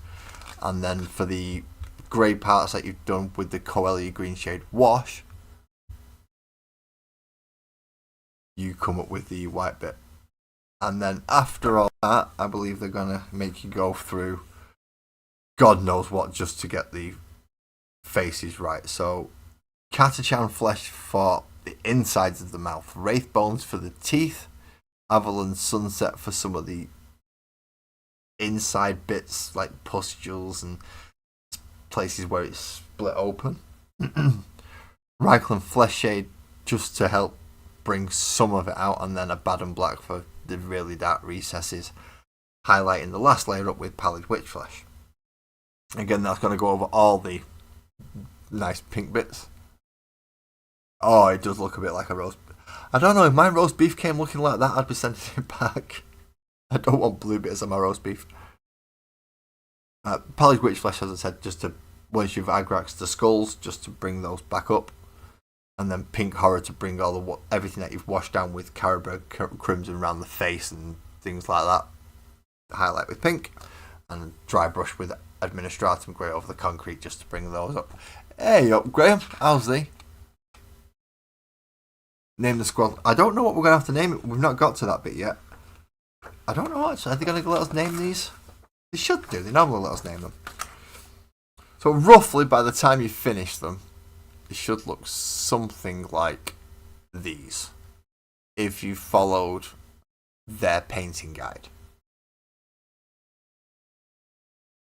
It's pretty quick and straightforward. It's block paint, wash, highlight. Done. So, where are we up to? We're up to the hour and 40 mark. I am going to go for my small little break, which I do go for, usually around about this time. Remove all these sections off, just so I'm not getting it all kerfuffled and confused with the others. And then when we come in, we have reading for the Insidious Infiltrators, which I'll be zooming back out for. we do get told about the artillery departments, and we do get to name our aberrants. You are right, Francois. We get to name our, or at least give background to our aberrants. We get the data sheet for it, and then we get a scenario called Pick Them Clean, which we get to talk through as well. So, excellent. I shall be back soon. Oh, no, that's assuming you complete moron.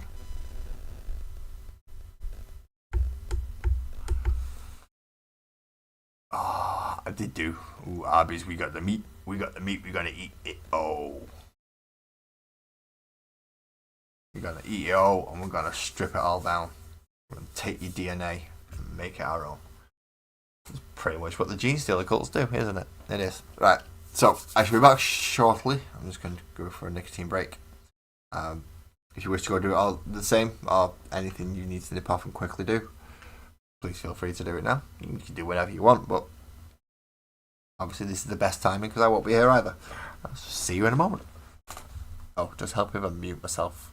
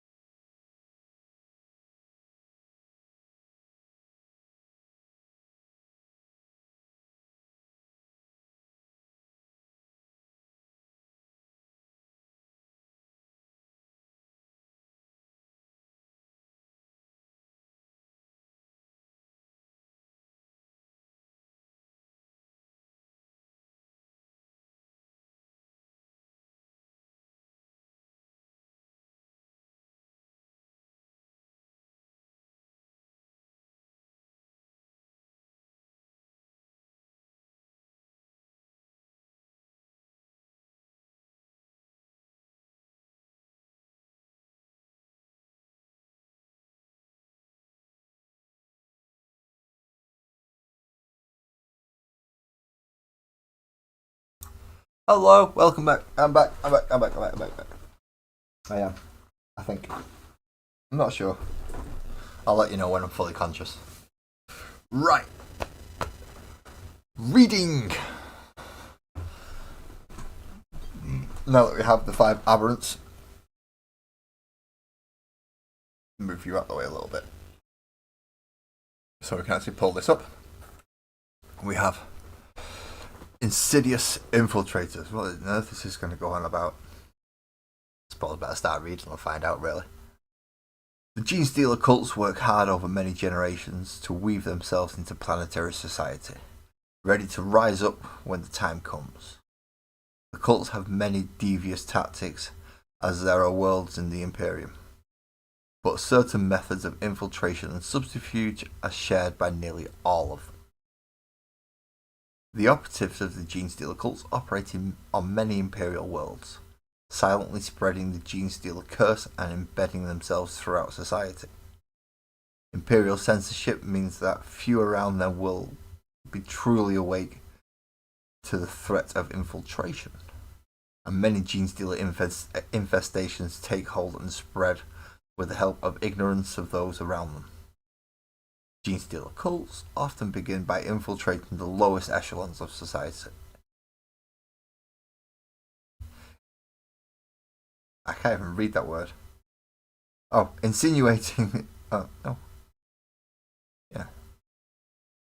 Insinuating themselves into criminal gangs, mining operations, or clans of lower labourers. These groups usually operate largely unnoticed by those higher in society, and it is an environment where deaths and disappearances are so common as to draw little to no attention. Nonetheless, these groups often have access to dangerous substances and tools that can be put to use in the uprising. My reading's not going very well today, is it? No. Once the gene stealer cults have set up a presence on a world, they turn their attention to the other organisations, like the military forces of the Astra Militarum, as one example of what they go for. Luckily for the cults, censorship is still rife there, and even senior military officers are often unaware of the cult's existence, allowing them to gain a foothold with ease. So, very much, they're going to go in and infiltrate and take over. Yeah, that was really a cigarette. Don't forget I spoke roll-ups. So they're actually quite quick, especially when I'm trying to get back here. I really am on that cigarette.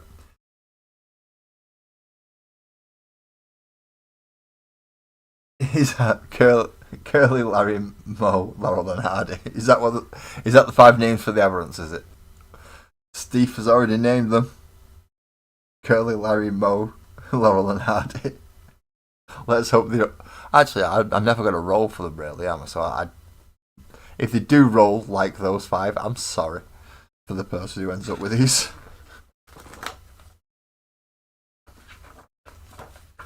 So let's have a look what else we got. So, Imperial hardware. Having successfully infiltrated an Imperial world, the operatives of the gene stealer cults will often be able to acquire weapons and equipment that were procured from the Astra Militarum. This allows them to take to the battle with not only the latest personal weapons, armour and communication systems, but with huge rumbling tanks, artillery batteries and scout vehicles. While repurposed industrial equipment can be deadly, the addition of purpose-made military hardware to the gene stealer cult's arsenal can change them from a guerrilla force to a conventional army, able to do battle on a planet-wide scale. So you can get a lot of Astra Militarum, or Imperial Guard, because that's what it should always be called. Use a lot of their models as well, so I could actually put like Lehman Russes and Chimeras and things with these as well, which is nice. So I could possibly like take some of my Guard army and put them into the Gene Stealers if I was so inclined. I'm not going to keep them as my Imperial Guard army, but I could. I could. Infestation, which is this next bit here. Human brood brothers often find it easy to be recruited or conscripted into the Astra Militarum. There, they will take advantage of the widespread ignorance of the Xenos threat to spread their corruption within their regiment. They can use this foothold to divert arms and equipment, or even raise a formidable fighting force to turn against their unwitting comrades. And then, as I said, Lehman Russ, which is the one down here. The Lehman Russ is the most common main battle tank in the Imperial arsenal. It is a prime target to be commandeered by the Genestealer cults. They are bristling with guns, covering every angle of their hulls, and supported by heavy cannons that will demolish the strongest fortifications with ease. Those who somehow escape the arcs of fire will be mercilessly crushed under their tracks. So you can run Lehman Russes. That is nice. That's nice, especially when I've got 7 of them. Next, we're going to move away from Genestealer cults and just go on to general artillery. So in this case, artillery is a vital asset in the armies of many factions that can be used to break enemy lines, deny routes of advancement, or destroy buildings and vehicles. While some artillery is designed around raw power, other pieces are intended for rapid deployment and easy movement, even during the heat of battle. On the battlefields of the far future, the ground quakes to the arrhythmic thud of artillery shells exploding. Great batteries of cannons and guns let rip endless salvos of shells at enemy positions. Troops take cover, diving to the ground in the desperate hope that they can avoid the lethal shrapnel. Overhead, the sky is lit bright by the burning of rocket propellant as death falls from the sky, destroying troops, vehicles, and buildings alike. Meanwhile, strange contraptions unleash powerful energies, firing bright beams across the battlefield and burning, tearing, or ripping anything unlucky enough to be in their path. As an example of the more heavier ones, they've given us a Plague Burst Crawler, which is a Death Guard specific tank, for a heavy bombardment. Giant war machines can provide long-term heavy bombardment to wear down opposing troops. They can also easily destroy enemy vehicles and buildings. Some are even able to move, adding an additional threat to their already formidable presence on the battlefield. So, the Plague Burst Crawler can fire indirectly, so it doesn't need line of sight. Does make it harder to hit. It's a -1 to the ballistic skill, but you don't have to watch them. You don't have to see them. You just launch it over. A lot of the other heavier tanks, such as the Lehman Russ with its battle cannon, will require a line of sight to actually be able to shoot. So, the ability to shoot out, common one, but it's definitely worth using. Disruption.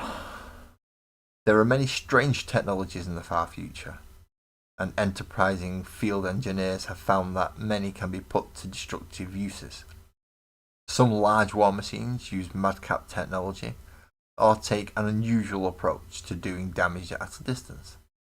These include devices like the Orc tractor cannon, which I don't even think they have rules for, but was really fun, which fires a force beam that can be used to rip apart vehicles or dismantle fortifications from relative safely. A tractor cannon used to be able to pick up tanks and throw them. Can't do that anymore, which is a shame. You also get light artillery, which is this bit, which is more your stationary mobile platforms. But light artillery is designed to provide serious firepower in a portable system. Not always that portable. They are ideal for engaging in fast battles, where lines of conflict may be redrawn at a moment's notice, or where lighter weapons prove easier to deploy than heavier ones. Nobody who has ever come under a bombardment from any type of artillery can deny its effectiveness, and these fast, simple machines have won many battles. I am looking forward to getting some of these for the Astra Militarum, which are the larger heavy weapons bases, have enough heavy weapons. I think I've got a squad of 3 las cannons and a squad of 3 heavy bolters. But I do want a couple of these bigger ones to make more of an impact. So that's the reading section done for those. We now have the actual aberrants. We get to decide what type of aberrants we've got. Aberrants are lurching mounds of lumpen flesh, possessed of simple minds but fierce commitment. While some might say they are the result of horrible experiments gone awry, the fanatics of the Genestealer cult celebrate their mutant brothers and sisters as having reached the pinnacle of strength and durability. So you can either pick one of these, or you can roll for it. If you're rolling, a 1 or a 2 will get. These aberrants feel a particular dedication to their magus and do not leave their side in battle, so they act more of a bodyguard. If you roll a 3 or a 4, these aberrants become excited in battle and lurch to wherever the fighting is thickest. In that case, they're not staying around your HQ, they're surging forward to try and take out the biggest, the hardest, and most elite or heaviest foe they've got there. If you get a 5 or a 6, these aberrants use their brute strength to grab their enemies and rip them limb from limb. So they're more aiming towards infantry rather than heavy elites or tanks. So whether you would be bodyguard, tank hunters, or infantry hunters, given the appropriate background that you would need, and fill it in. Or you can just say, that's my units of aberrants and I'm going to send them whatever I deem to on the field that they need to go to. Depends how much lore and extra bits you wish to put into it. So let's see what they can actually do. Zoom in a bit here so we can see a bit better. There we go. So we have a 6-inch move, pretty standard for an infantry. Toughness 6, which is good. It's actually really good that actually a toughness 6 on an infantry. It's equivalent to Terminator's Gravis armor, the quite heavy elites. A save of a 5+, which is not that great. They are going to be taking wounds quite quickly, but each model can take 3 wounds, so that's 15 wounds just to take down a 5-man squad. Leadership of 7+, which is about average of what you're going to roll on 2 dice anyway. And they're not the greatest at holding objectives. Each model has an OC of 1, so that's only 5 on an objective for that 5-man unit that we've just built. Weapon-wise, they have no range weapons at all.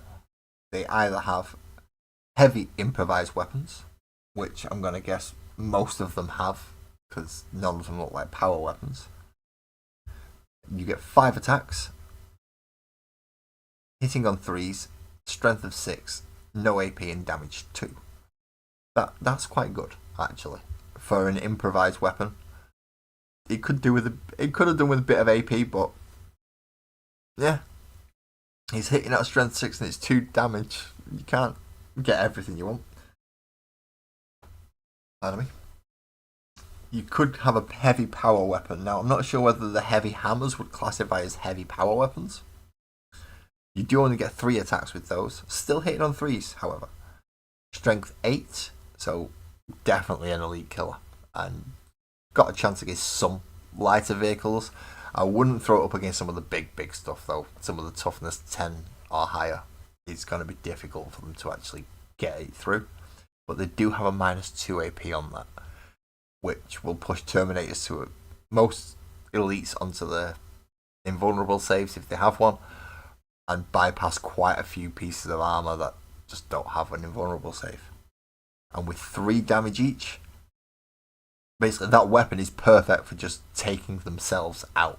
So if they're facing each other, that weapon is great for just punching through models equivalent to themselves.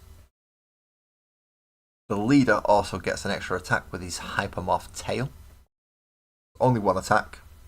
Still hits on 3s. Strength 5. No AP and 1 damage. But it is an extra attack. You get to make it on top of whatever other attacks you make as well. They don't have any special rules though, which is weird. I would have thought they would have had something. But they're not bad when it comes to an average melee unit. They're quite well rounded. So if we, like, the two with the picks, for instance, improvised weapon. The ones with the dual-handed hammers are I would definitely say they're heavy power weapons. I'd even classify the sign would be an improvised weapon, wouldn't it? But he gets the extra attacks with his hypermorph tail. So there's only actually 2 models in the entire unit that have the heavy power weapon, and these 3 models with the improvised weapon. So that's a lot of attacks. That's quite versatile over where you would want to put them.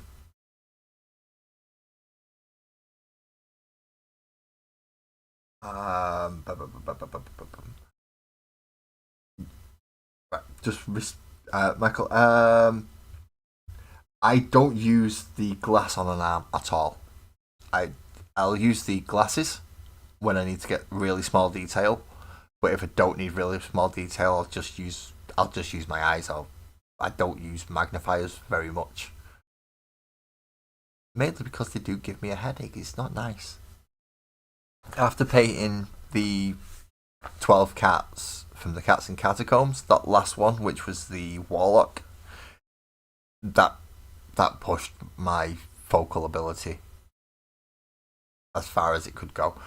So I know I'm only going to get about 2.5 hours at most using the magnifying goggles. I just don't have one of the magnifiers with clamp arms because it's got to be in a just so position for it to work. Whereas you can move a little bit with the glasses because they're on your head, you've got slightly more room to play about with. This is going through fairly quick. We're up to the scenario. We're up to the last part, people. We're up to the last part. Scenario. Pick 'em clean. Scenario 41. When the time came for the uprising, it took the planet completely by surprise. Unprepared planetary defense troops were swiftly overwhelmed and killed, their equipment pilfered to further the cause of the glorious revolution. Monuments and buildings were cast down, and whole cities set ablaze as the infected cultists celebrated the death of their oppressors and the coming of their gods. Responding to frantic distress calls, a small contingent of Space Marines hurried to make planetfall.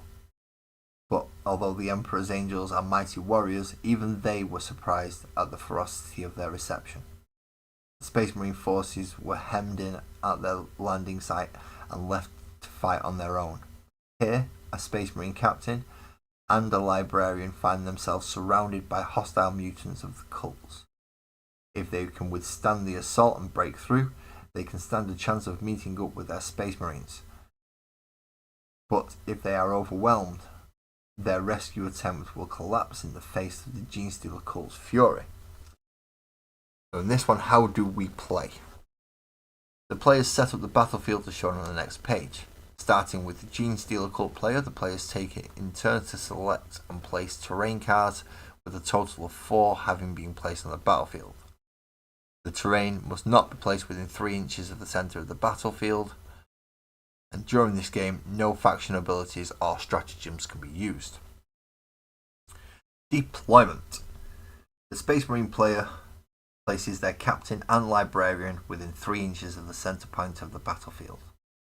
The Genestealer cult's player places their unit of 5 Aberrants in 1 deployment zone of their choosing, and 1 unit of 10 Neophyte hybrids with the Magus attached in the other deployment zone.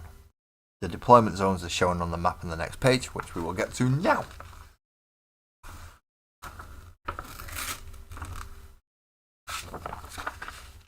Which is this one. So it is Battle Map 1. So it's the 4x4 grid. You have a 3-inch zone around the centre for your Space Marine deployment. You are only using 2 characters, that should be plenty. Then you get 2 separate zones for the Genestealers. So you put the Aberrants in one and everything else in the other. How to win. Players can win this game by wiping out all enemy models. Otherwise, the player with the greatest number of victory points at the end of the 4th battle round wins. Ways to gain victory points are shown on the next page. Right, okay. Spiritual leader. As long as the Magus is leading a unit, their spiritual leader ability will provide that unit with a feel no pain 5+ ability against psychic attacks. This means that each time a model in that unit would lose a wound from an attack with the psychic keyword, the Genestealer player should roll a d6. If the result is a 5 or a 6, the wound is not lost. In this example, which they've got here, the Librarian uses Smite to attack a unit of Neophyte Hybrids, who are being led by the Magus. Since Smite has the psychic keyword, if any of his attacks cause any wounds, then the Magus and the Hybrids may be able to prevent the damage with the 5+ feel no pain. Useless against the Captain though. So scenario and objectives, or scenario objectives. One way to win this scenario is by gaining the greatest number of victory points. The objectives that allow you to gain victory points are drawn from your combat patrol's secondary objectives. But in this scenario you cannot choose which secondary objective to take, you must take the objectives that are shown below. So the Space Marines have to take the Wrath of the Emperor. At the end of each phase, you score 2 victory points if your captain model destroyed 1 or more enemy models in that phase. So it's a captain that scores you your victory points in this one. So whenever your captain destroys a model in a phase, the Space Marine player gains 2 victory points. This means you can potentially score up to 6 victory points in a single battle round. 2 victory points in your shooting phase, 2 victory points in your fight phase, and 2 victory points in your opponent's fight phase. Plan wisely to score as many victory points as possible. The Genestealer cults, however, have Will of the Patriarch. At the end of the battle, you score 15 victory points if your Magus is within 3 inches of the centre of the battle. Of the centre of the battlefield, sorry. So in this case, you've got to keep your Magus alive. If your Magus is within 3 inches of the centre of the battlefield at the end of the 4th battle round, then you will score a kingly 15 victory points. Plan carefully, you do not want to move your Magus there too early and leave them exposed, but you also do not want to leave it too late and fail to make it to the centre in time. If you do rush too quickly, the captain can rack up a lot of points that he can score more than your 15, even without wiping you out. So yeah, it's very tactical, this mission. Very tactical.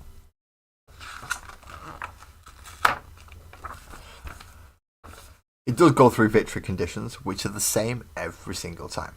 If obviously the Genestealers win, excellent, the uprising continues, they've thwarted off the Space Marines and they've stopped them from regrouping and being able to form a formidable defence. If the Space Marines win, then they've managed to break out of the cordon, they're no longer trapped, they've met up with their battle brothers and then can form an actual defence and offence to confront the Genestealer cults. They do want you to run it as a small campaign of up to 3 battles, so if the Genestealer cults win this one, you will move on to your next battle against either the Chaos, the Eldar, the Tyranids, the Votan. That's all we've got, you should have at the moment. But if it is your 3rd battle, then you claim victory and you have won the planet. Same happens with the Space Marines. If you were to win this battle, then you would move on to your next battle, either using a full force and the full combat patrol, or if you're facing an enemy that you've not got all the models for yet, then you use part combat patrols, but you don't get to use the special rules. It does sound like a fun mission though. Shame I can't play it on this small little area of my desk, because the mat's too big. And that leaves us just knowing what we get in the next 2 issues. And we already know this because they told us last week. The next 2 issues are a double issue where we get another set of Neophyte Hybrids. So we'll be getting another, whatever one of these is, I can't remember what that's called. We'll be getting another one of them. And the other banner bearer, the web gun, the heavy stubber, and everybody else just gets auto guns or basic basic weapon list. Strength 3, no AP, 1 damage, 24-inch range, rapid fire 1. That's how basic it is. The fact that I could just reel off the start line so simply. Now, I thought I'd be going for a lot longer than this when I came back in. I honestly did. I thought this was going to take a lot longer to go through than what they did to be made. Which is an odd one. Which is a fairly odd one. So, my Arby's, as Francois has quite affectionately named them. My Arby's, which also have individual names of Curly, Larry, Mo, and various other things. Joe, how you doing, mate? How you doing? You did manage to catch me just towards the end. But yes, thank you for calling in, mate. Thank you for calling in. So, yep, as a group, they're called the Arby's now, and we have Curly, Larry, Mo, Laurel, and Hardy. Thank you, Steve, for that. So, me Abbeys have comedian names. I'm just hoping that they roll better for that for whoever they end up being played for. But that is the end of today's issue. I was expecting another hour out of this for some reason. I don't know why. But I've been proven wrong. It's not. It's gone quite quickly.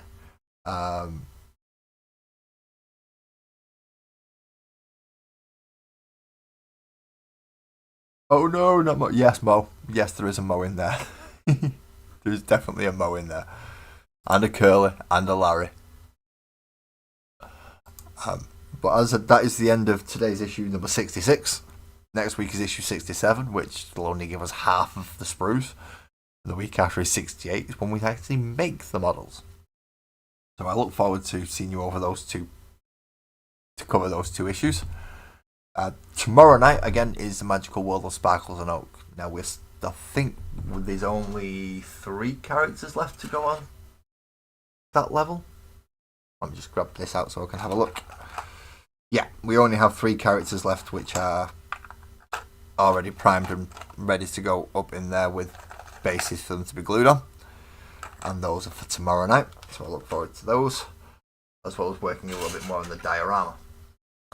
But that'll be at 9:30 at night UK time, so it's 12 o'clock. It is 12 o'clock now, so whatever time it is for you, if you add 9.5 hours, that's what time I'll be going live tomorrow. And I look forward to seeing you all then. Until that, though, thank you very much for everybody. How often do I do these, Michael? Michael, I do them Mondays at 9:30 at night, Thursdays at 9:30 at night, and I do the issue every Wednesday when it comes out. I go to the shop, I buy it, I come back, I set up my stream. So, Wednesday mornings is the magazine. Monday night is just general hobbying for Warhammer 40k. Thursday night is my D&D night, where I paint the D&D models and make my diorama. So 3 times a week, but 2 of them are later on and one's early in the morning. So yeah, tomorrow's is the 9:30 one at night. So again, thank you all for 9:30 GMT. That's one way of putting it. I just say UK because sometimes it's British summertime, sometimes it's GMT, and that forward and backwards in an hour just mess everyone up. So it's like 9.5 hours from now would be the time tomorrow night. Thank you for everybody who's newly subscribed today as well. I believe I've had a couple.